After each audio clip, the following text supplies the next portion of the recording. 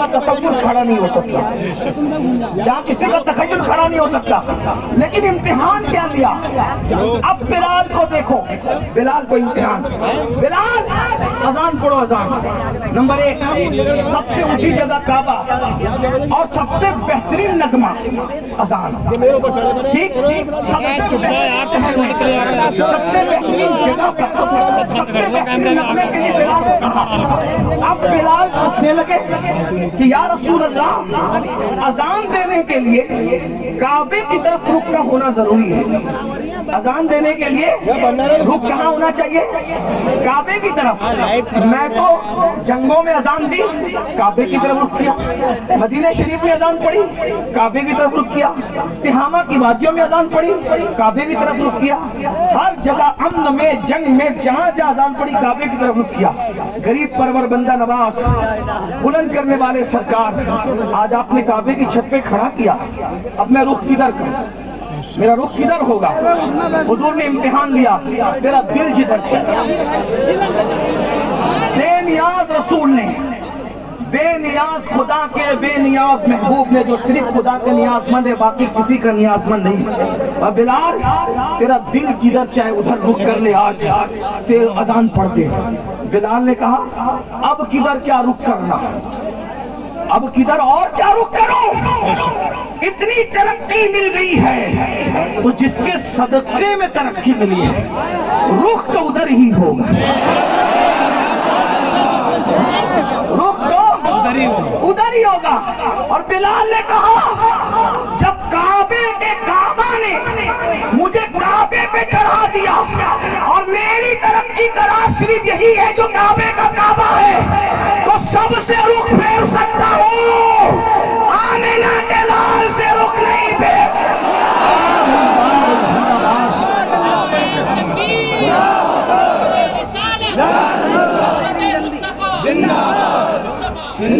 اب اس میں دو باتیں سن لیں، اس سے ہوا کیا؟ عشق رسول سے بلال کو ترقی ملی۔ نمبر 1 توجہ ہے، عشق رسول سے بلال کو بولو کیا ملی؟ ترقی۔ لیکن وفاداری مصطفیٰ سے ان کی ترقی بچ گئی۔ اگر کہیں اور رخ پھیر لیتے تو بات پھر کچھ اور ہو جاتی، اور جو ہوتی وہ ہوتی جب وہ بیان ہوتی، لیکن یہ ہوا نہیں، جو ہوا نہیں اس کو بیان کرنا نہیں ہے۔ بلال کا رخ کدھر رہا؟ بولو کدھر رہا؟ بولے کدھر رہا؟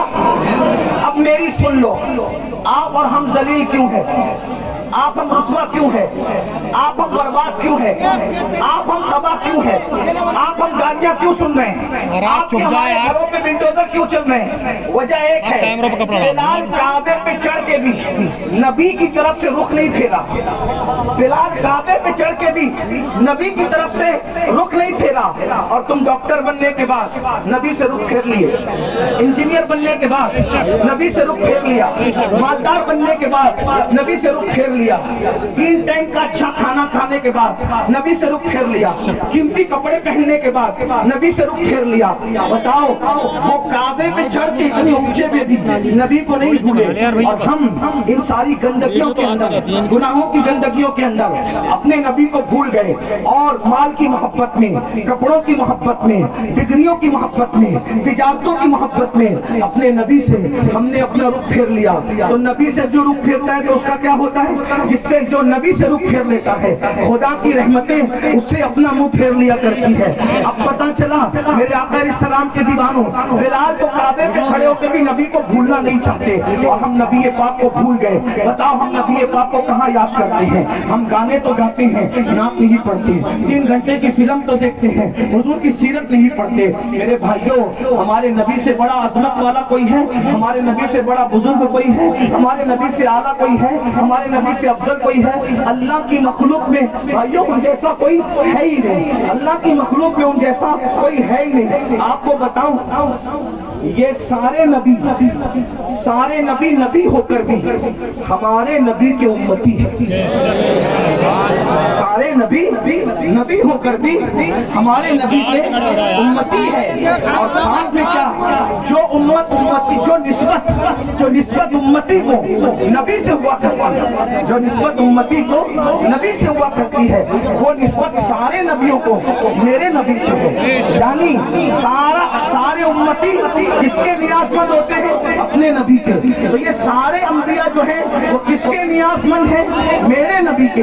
بلکہ زمین کے اوپر ہی نہیں، میدان محشر میں بھی سب کو اگر نیاز مندی کی تمنا ہوگی تو رسول اللہ کی نگاہ رحمت کی تمنا ہوگی. میرے امام تو یہ کہتے ہیں اس دن خلیل بھی تمنا کر رہے ہوں گے کہ کاش یہ آمنہ کے لال کی نظر مجھ پر پڑ جائے. اور میرے امام یوں کہتے ہیں وہ جہنم میں گیا جو ان سے مستغنی ہوا، وہ جہنم میں گیا جو ان سے مستغنی ہوا. اے خلیل اللہ کو حاجت رسول اللہ کی بس پیغام نہیں دینا تھا. آج ہم رسول اللہ سے دور پہ ہیں. رسوائی کا سبب یہی ہے، ذلت کا سبب یہی ہے.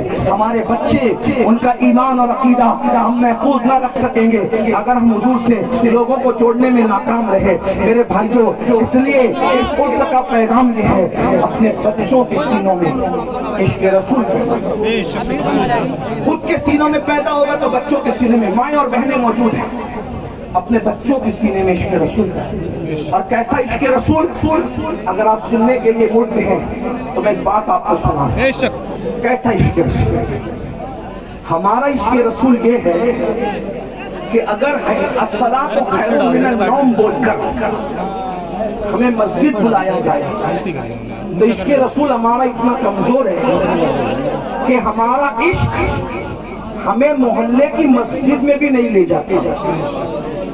آپ کی توجہ، بہت اہم نقطے پہ گفتگو آتی ہے اور اسی پہ شاید ختم ہوتی ہے.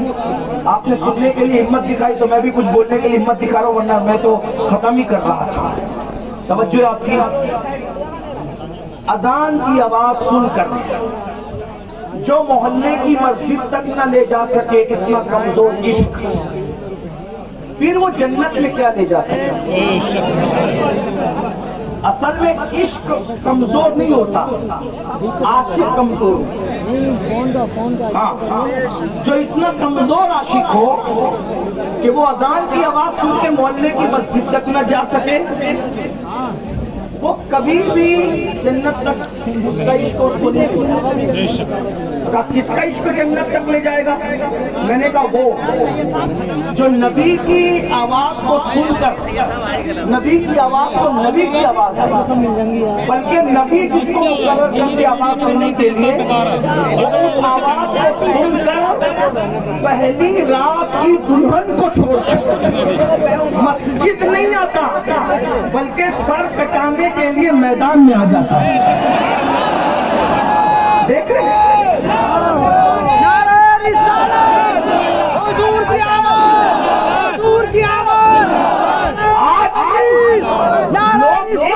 دشمن کیوں ہیں؟ توجہ، لوگ عشق کے دشمن کیوں ہیں؟ جانتے ہیں جس دن تم عاشق بنو گے کوئی ٹک نہیں سکے گا، کیونکہ عقاب کے برابر میں چڑی اور کوے اڑ ہی نہیں سکتے. پیچھے سے تو مار لیتا ہوں. عقاب کے برابر میں، عقاب دیکھا ہے شاہین، باز، عقاب کے برابر میں چڑیا اور کوے اڑ ہی نہیں سکتے کہ تو بہت اونچا اونچا ہے. تو لوگ چاہتے ہیں کہ عقاب نہ بننے پائے، اسی لوگ عشق کے دشمن ہیں. ہر فلم کا عنوان عشق، ہر سیریل کا عنوان عشق، ہر گانے کا عنوان عشق. آپ سے پوچھتا ہوں یہ عشق نہیں ہے، یہ عشق سے ہٹانے کا ایک جال ہے. جیسے اگر آپ نے کبھی مچھلی کا شکار کیا ہو یا چوہے کو مارنے کے لیے پنجرا رکھا ہو تو مچھیرے کیا کرتے ہیں؟ ہمارے یہاں اس کو سندور کہتے ہیں. سندور آپ کیا کہتے نہیں پتا. ایک چھوٹا سا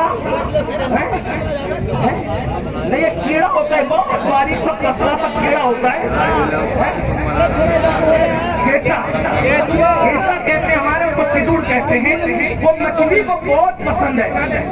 تو کیا کرتے ہیں پتہ ہے؟ مچھلی کو پسند ہے تو وہ سیدور لگا کر کیسا لگا کر کہ ہم تجھے کھلا رہے ہیں، مگر وہ کھلاتے نہیں ہیں، اس کے پیچھے ایک نوکیلا وہ ہوتا ہے، ہاں وہ آتا ہے چارہ کھانے، مچھلیاں آتی ہیں چارہ کھانے، لیکن اس کے حلق میں وہ کانٹا پھنستا ہے اور مچھلی سے ہمیشہ کے لیے دریا چھوٹ جاتا ہے۔